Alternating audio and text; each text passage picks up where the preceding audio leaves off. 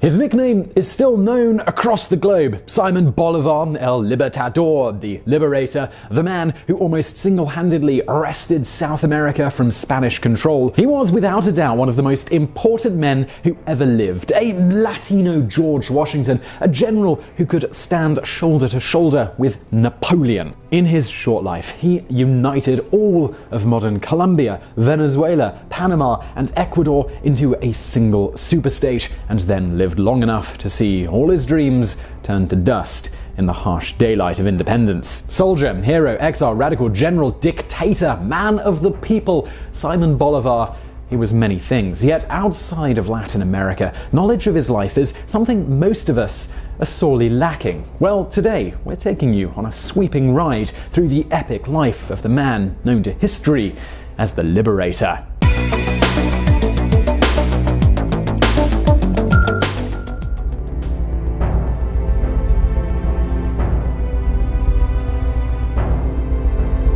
If you were putting bets on which newborn baby might grow up to be a revolutionary in 1783 Caracas, Simon Bolivar would have been far down your list. Born into a wealthy Spanish-descended family, young Bolivar was one of the richest boys in the whole of Venezuela. But even in these early days, there were signs that the Prince of Caracas didn't lead the easy life his position would suggest. Bolivar was barely 3 when his wealthy father died, and not yet 10 when his mother followed her husband into the grave. Left in the charge of a disinterested uncle, Bolivar was soon dumped upon a succession of tutors that he did his best to ignore, with one exception. Simon Rodriguez shared more than just a first name with Bolivar. He shared the works of Jean-Jacques Rousseau and other icons of liberal thought. Bolivar often feigned disinterest. Rodriguez must have gotten something right, though. When he began his revolutionary career, it would be these lessons that Bolivar would use as the raw ingredients of his own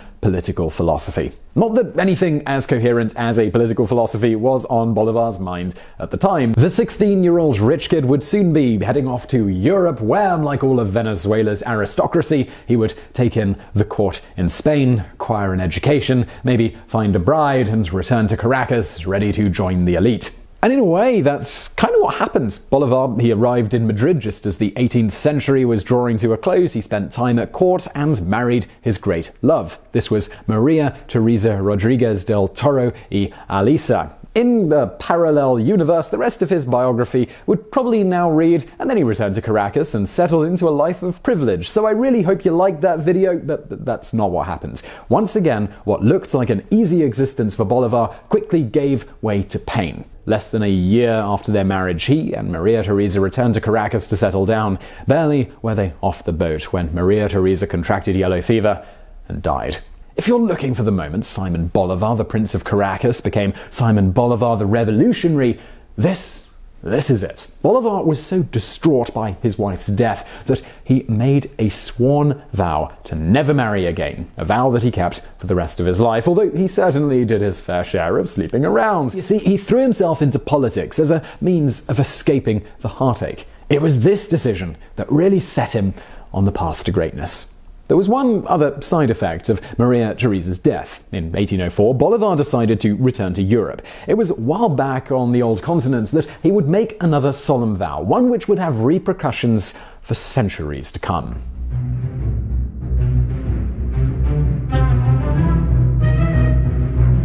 In 1804, France was in the grip of a national awakening. Following the extreme bloodshed of the revolution, a new general had risen up to set the nation back on track. He was seen by liberal radicals across the world as almost a secular second coming, an enlightened man whose destruction of the older order was ushering in a new and greater age. As you've probably already guessed, that general's name, well, it was Napoleon Bonaparte, and Bolivar was enthralled as to what he had achieved with France. Rather than return to the suffocating order of Madrid, Bolivar decided to set sail to France to see this enlightened upheaval firsthand. If Bolivar had hoped of being inspired by Napoleon, though, he was quickly disappointed. Bolivar, now a young man, reached Paris just as Napoleon was crowning himself emperor and transforming from an enlightened despot into a straight-up despot. Outraged at this naked power grab, Bolivar closed the windows of his Paris apartment in protest on the day of the coronation, refusing to join in the revelries. Disgusted by Spain, disappointed by Napoleonic France, Bolivar spent the next few years aimlessly drifting around Europe, trudging the well-trodden route of the Grand Tour. It was while on this trip that he bumped into his old tutor, Simon Rodriguez. Rodriguez had long since been exiled from Venezuela for his radicalism. The two, they went to Italy together. At some point, Rodriguez seems to have lit the flame of independence in Bolivar's soul, because when they reached Rome, Bolivar climbed to the top of the Aventine Hill, one of the 7 hills upon which the great Roman Republic was founded. There, he swore a solemn vow to never rest until South America was free from Spanish control. It was the second great vow that Bolivar would succeed in keeping.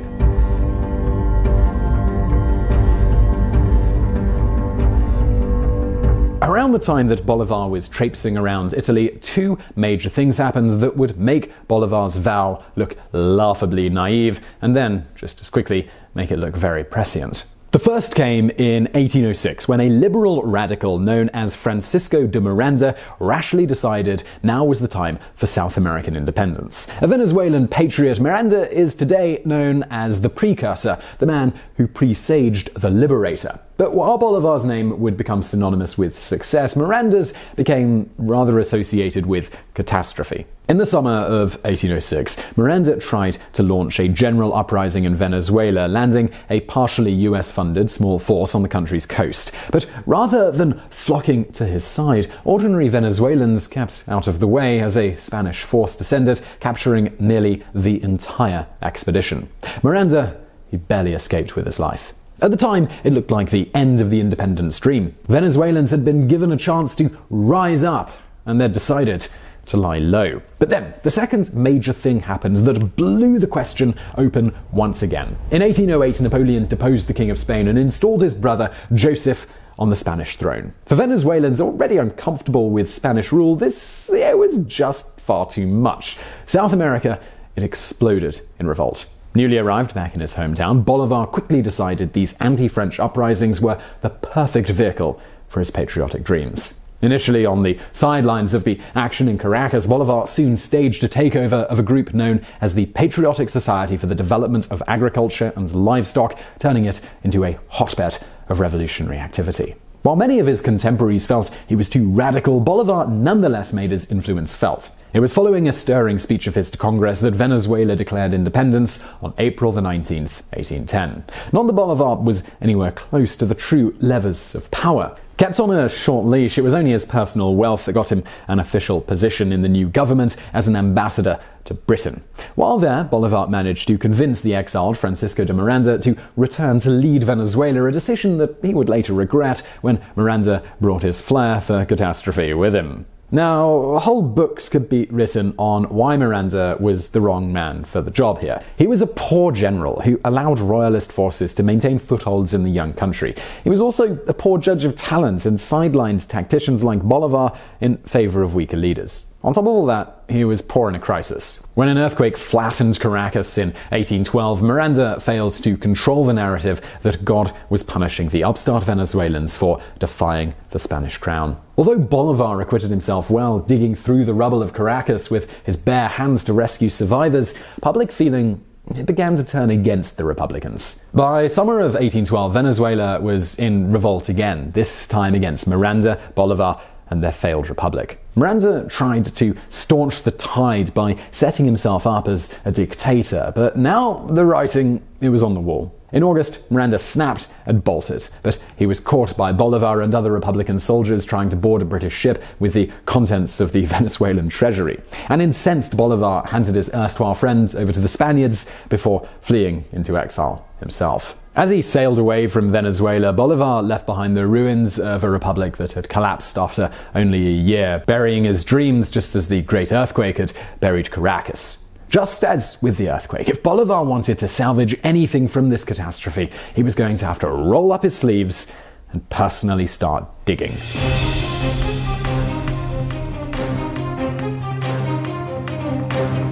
It was while in exile in Cartagena, which is today in Colombia, that Bolivar did his metaphorical digging. For months he analyzed the failures of the first Venezuelan republic, determined to rescue some lessons from the rubble. The result was his El Manifiesto de Cartagena, the Cartagena Manifesto, which today reads like a cheat sheet for understanding Bolivarian thought. Bolivar decided the main thing wrong with Venezuela was its lack of a strong government, although he pinpointed the failure of Miranda to root out all royalist forces and the creation of a federalist rather than a centralist republic. He also made vague noises about invading Venezuela and restoring independence, but nobody in Cartagena thought he'd really do it. How wrong they were. In winter of 1812, Bolivar went seriously off script. Commissioned into the New Granada army and given a small garrison, he suddenly abandoned his post and took his men on a suicidal charge up the Magdalena River, the charge being aimed at the royalist forces that still controlled most of the country. It should have been the end of Bolivar,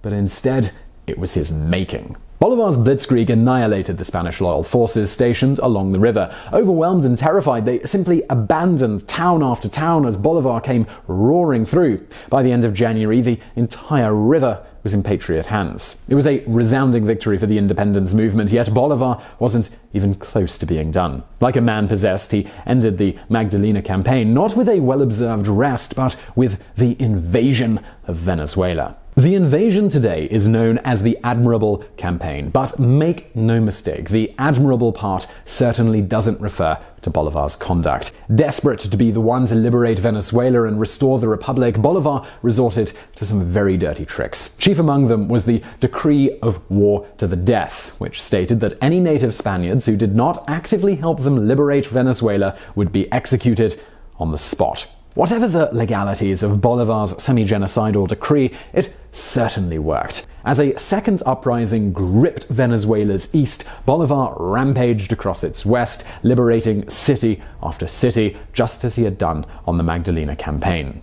By July, royalist forces were collapsing under the onslaught. By August, resistance had simply melted away. On August 6, 1893, Simon Bolivar marched into Caracas and declared a new republic. Barely a year before, he had fled the city as his dreams collapsed. Now, here he was, resurrecting them from the ashes. The Admirable Campaign remains one of the greatest military victories in all of history. In about half a year, Bolivar single-handedly destroyed the royalist upper hand in Gran Colombia and freed Venezuela from Spanish rule. It's one of the main reasons his name still carries a significant weight today. Unfortunately, it also sowed the seeds of the Second Republic's destruction.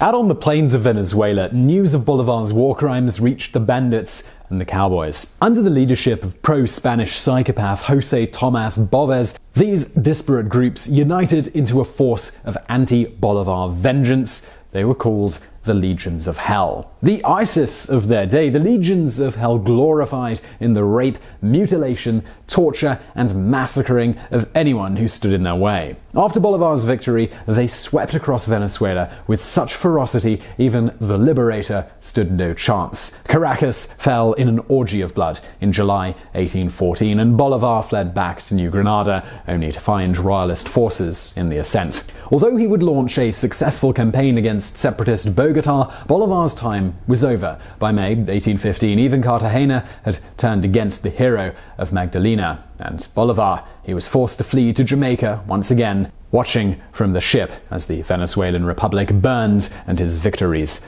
collapsed into dust. Most men would have given up at this point, but most men are not Simon Bolivar.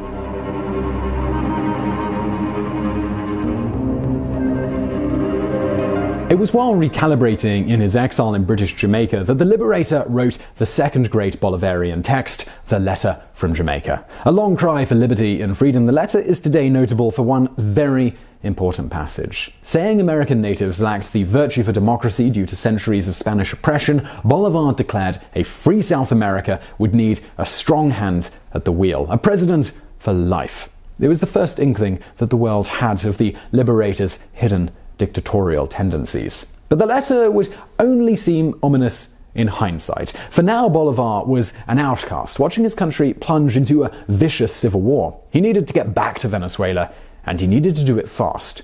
But luckily, help was on hand from a surprising source. A decade earlier, Haiti had thrown off its French shackles and declared itself free, the only successful slave rebellion in modern history. As a plantation owner, Bolivar was himself a slaver, something that should have put him at odds with Haiti's new government. It might have, were it not for Haitian President Alexander Pétion. In 1815, Bolivar met with Pétion to discuss South American independence. Pétion promised the revolutionary guns, money, ships, and support for freeing Venezuela, but there was a condition. Bolivar would have to swear to free all of the slaves in South America, starting with his own. The deal is controversial today because while Bolivar did give up his own slaves, he never forced any of his fellow rich Venezuelans to follow suit. Regardless, Bolivar's word was enough, and the Haitian president equipped the liberator for war. For the third time in a decade, Bolivar returned to Venezuela to free it from royalist hands. But first, there would be a grinding war of attrition. For 3 years, Bolivar made as many losses as he did gains. While Haitian money kept his army afloat, the royalists were simply too strong to dislodge. In this long period, perhaps the only real victory Bolivar had was convincing José Antonio Páez to join him. A cowboy in the grasslands, Páez had raised his own anti-royalist army from the remnants of the legions of hell. It would be his men that would help ensure Bolivar's victory, but only after Bolivar had proved himself worthy of them. Before he deferred to the liberator, Páez challenged him to a series of physical feats, culminating in a non-stop all-night ride that, to Páez's amazement, went on so long he christened Bolivar Iron Ass. In 1819, the war was in stalemate. Then, in spring, Iron Ass had a brainwave. With royalists focused on defending Caracas, why not attack the viceregal capital of Bogotá? No one had attacked before because it was separated by an impassable line of mountains. No one had even bothered to defend these. Only Bolivar, he didn't think that those mountains were as impassable as everyone seemed to think. And in May, he set out to prove it. The going was beyond tough. Roaring rivers, miles of flooded plains, and torrential storms had to be braved before Bolivar's army even reached the Andes. Then the soldiers had to endure a grueling 13,000-foot climb and a march through the snow and the ice. By the time Bolivar reached New Granada, 2,000 of his men were dead. But it had been worth it. With the Spanish assuming no army would be insane enough to try and cross the Andes, the road to Bogotá was wide open. The moment Bolivar descended from the mountains, it was game over. One Spanish general, a guy called Barriero, stood in his way, and Bolivar made absolute mincemeat of him. At the Battle of Boyacá, Bolivar annihilated the royalist troops in under 2 hours, suffering only 66 casualties to Barriero's nearly 2,000. Then he marched straight to Bogotá. Just 4 days earlier, New Granada had been under Spanish control, and now it was in the hands of Bolivar. Bolivar's march across the Andes changed the course of history. He installed himself as dictator of New Granada, now renamed Gran Colombia, and set about rebuilding his army. With momentum on Bolivar's side, there was nothing that the remaining Spanish forces could do. After an awkward 6-month ceasefire, Bolivar marched back into Venezuela. On June the 24th, 1821, the royalists were annihilated. With the revolution in Spain meaning no new troops would be coming to help the remaining royalists, they simply gave up. By August, Bolivar had done it, the thing he'd sworn to do in Rome all those years ago. After its third liberation, Venezuela would never again be under Spanish control. As adroit as Bolivar folded his homeland into his new Gran Colombian superstate, he must have thought his story had finally ended. Unfortunately, though, for history, it still had one final, depressing chapter.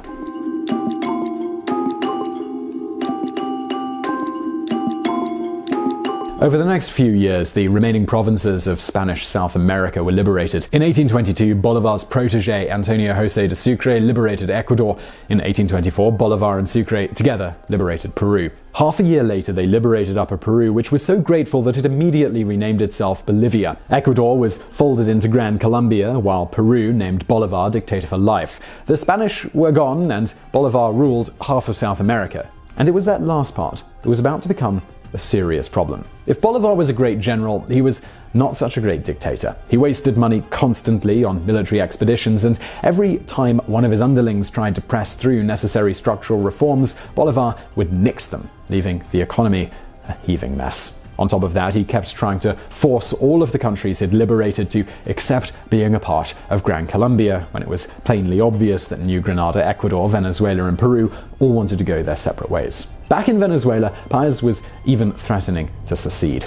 Fearing a civil war, Bolivar abandoned Peru and rode back to Bogota, only for Peru to invade Ecuador in his absence. As Bolivar tried to hold Gran Colombia together, he began assuming more and more powers until, just like Napoleon, he too fully transitioned from enlightened despot to just plain old despot. Effigies were burned of him in the streets. When he tried to have a new constitution written, it wound up being so liberal that Bolivar instead ignored it and held on to his powers. By 1828, he was so unpopular that he was very nearly assassinated in Bogota and had to spend hours hiding in a ditch in order to evade capture. Despised in his new home, his health beginning to fail, in 1829 Bolivar was forced to watch as Paez seceded from Gran Colombia, creating the state of Venezuela. As he did so, he issued a decree that Bolivar should be executed if he ever set foot in the country again.